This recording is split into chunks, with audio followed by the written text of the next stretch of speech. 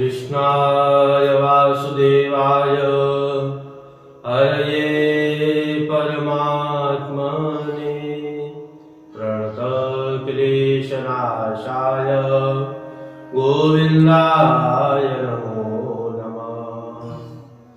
सदाशिवसमारम्भां शङ्कराचार्यमध्यमाम् अस्मदाचार्यपर्यन्तां वन्दे गुरुपरम्पराम्।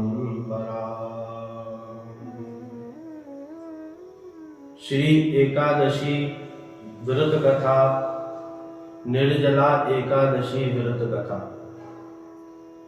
युधिष्ठिर ने कहा, जनार्दन, अपरा का सारा महात्मा मैंने सुन लिया। अब ज्येष्ठ के शुक्ल पक्ष में जो एकादशी हो उसका वर्णन कीजिए। भगवान श्री कृष्ण बोले, राजन, इसका वर्णन परम धर्मात्मा सत्यवती नंदन व्यास जी करेंगे, क्योंकि ये संपूर्ण शास्त्रों के तत्वज्ञ और वेद वेदांगों के पारंगत विद्वान हैं। तब वेदव्यास जी ने कहने लगे, दोनों ही पक्षों की एकादशियों को भोजन न करें। द्वादशी को स्नान आदि से पवित्र हो, फूलों से भगवान केशव की पूजा करके नित्य कर्म समाप्त होने के पश्चात पहले ब्राह्मणों को भोजन देकर अंतिम में स्वयं भोजन करें।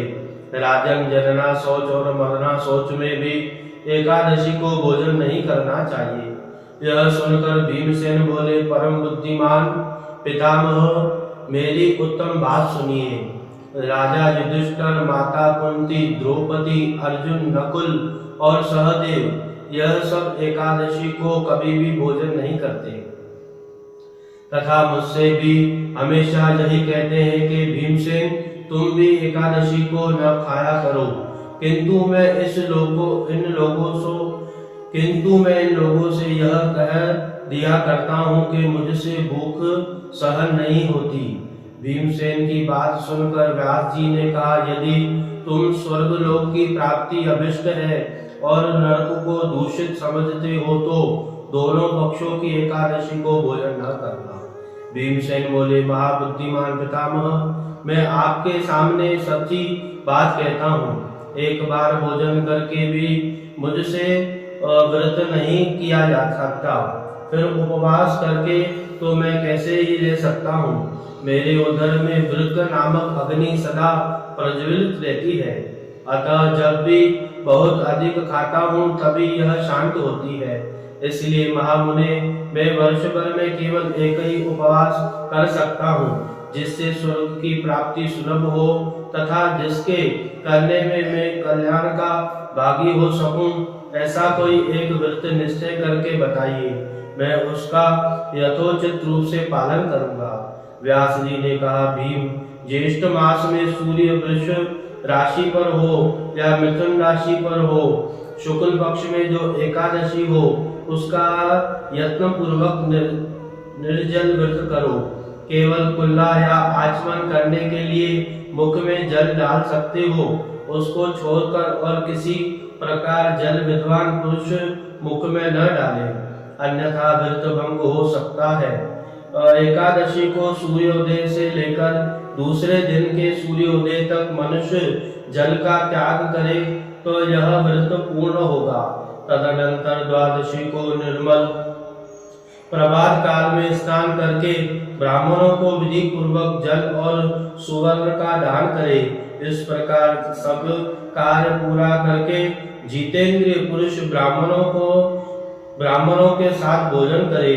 वर्ष भर में जितनी एकादशियां होती हैं उन सब का फल निर्जला एकादशी के सेवन से मनुष्य प्राप्त कर लेता है, इसमें तनिक भी संदेह नहीं है। शंख चक्र और गदा धारण करने वाले भगवान केशव ने मुझसे कहा था कि यदि मानव सबको छोड़कर एकमात्र मेरी शरण में आ जाए और एकादशी को निराहार रहे तो वह सब पापों से छूट जाता है।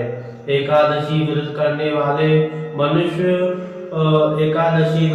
वाले पुरुष के पास विशाल काया, विकराल आकृति और काले रंग वाले दंड पाशधारी भयंकर यमदूत नहीं जाते।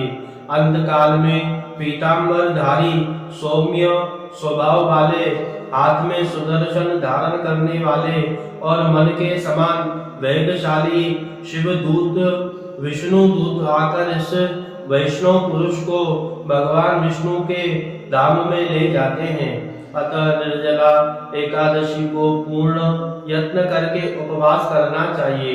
तुम भी सब पापों की शांति के लिए यत्न के साथ उपवास करो और श्री हरि का पूजन करो। स्त्री हो या पुरुष, यदि उसने मेरु पर्वत के बराबर भी महान पाप किया हो तो वह सब एकादशी के प्रभाव से भस्म हो जाता है। जो मनुष्य उस दिन जल के नियम का पालन करता है वह पुण्य भागी होता है। उसे एक एक पहर में कोटि कोटि सुवर्ण मुद्रा दान करने का फल प्राप्त होता है। सुन गया, मनुष्य निर्जला एकादशी के दिन स्नान, दान, जप, होम आदि जो कुछ भी करता है वह सब अक्षय होता है। यह भगवान श्री कृष्ण का कथन है।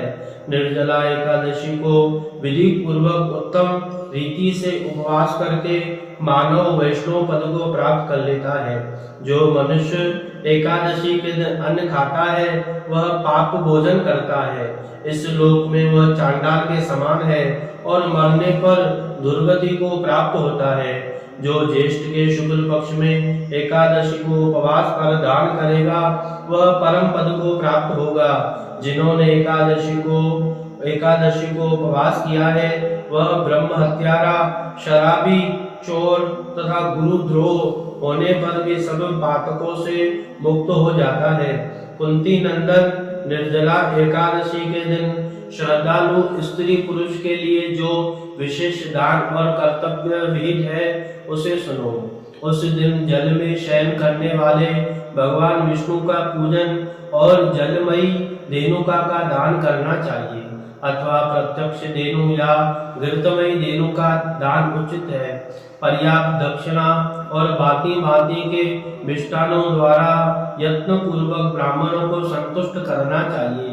ऐसा करने से ब्राह्मण अवश्य संतुष्ट होते हैं और उनके संतुष्ट होने पर श्री हरि मोक्ष प्रदान करते हैं।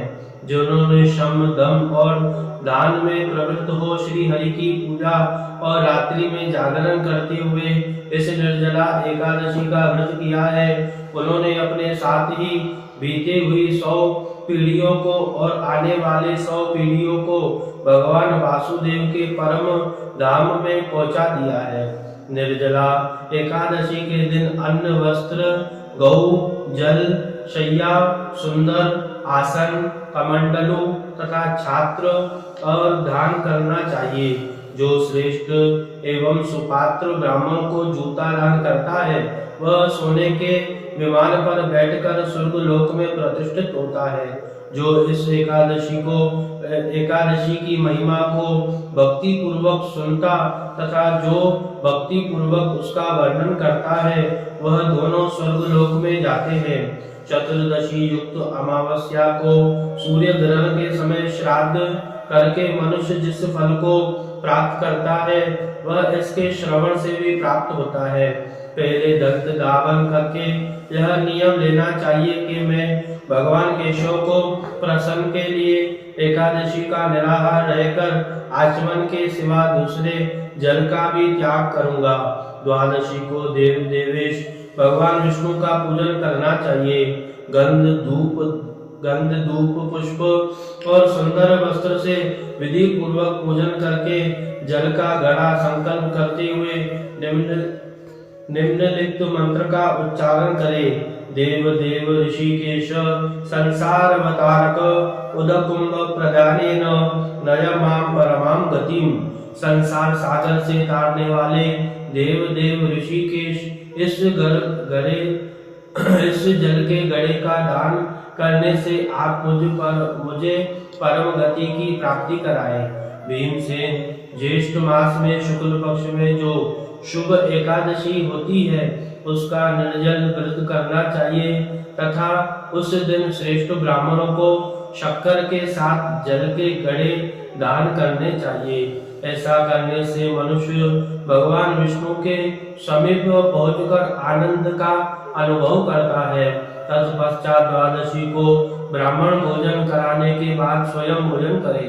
जो इस प्रकार पूर्ण रूप से पाप राशि को एकादशी का व्रत करता है, पाप नाशिनी एकादशी का व्रत करता है, वह सब पापों से युक्त हो अनामय पद को प्राप्त होता है।